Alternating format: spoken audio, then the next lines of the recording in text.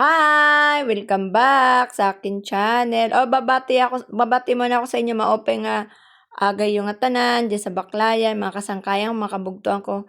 Magandang umaga sa inyong lahat. Ito pala, birthday pala ng kumari kong si Adeline. Ayan, 60 years old na siya.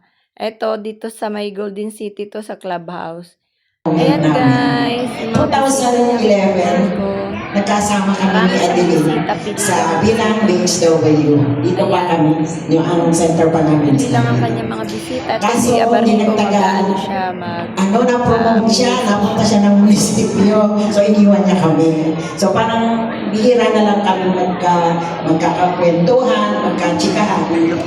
2024, ito yung nagkasama kami na kumandidato bilang BOD ng Gatchay. So, magkasama kami. Salamat naman at binalad kami manalo. So, yung magkasama sa BOD.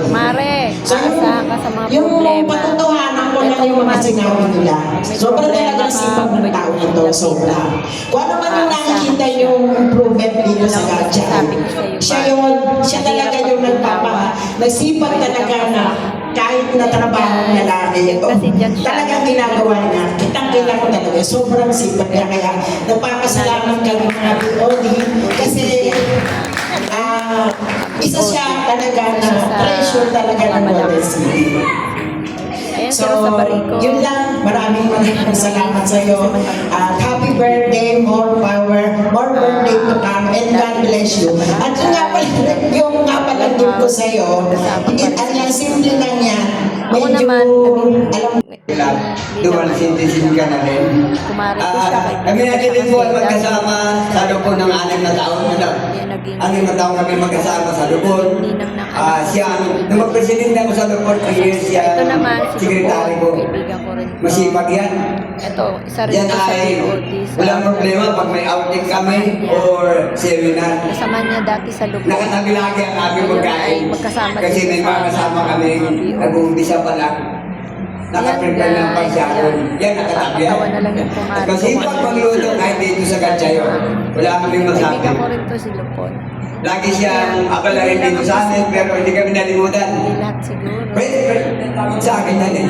Thank you Kakain na tayo. sa akong Sa tagano to. invite mo Uli, sa happy birthday. Hindi po sa inyo na na, pero tumayo na na. Maraming salamat. Maraming salamat. Tawa siya ng tawa. Naging magkakilala niya. Ayan. Okay siya Hindi ko masyadong kilala. sa mga okasyon namin sa clubhouse, Kasama niya sa mga events.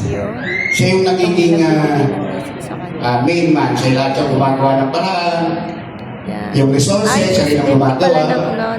Kaya yun nga, sana magpatuloy pa.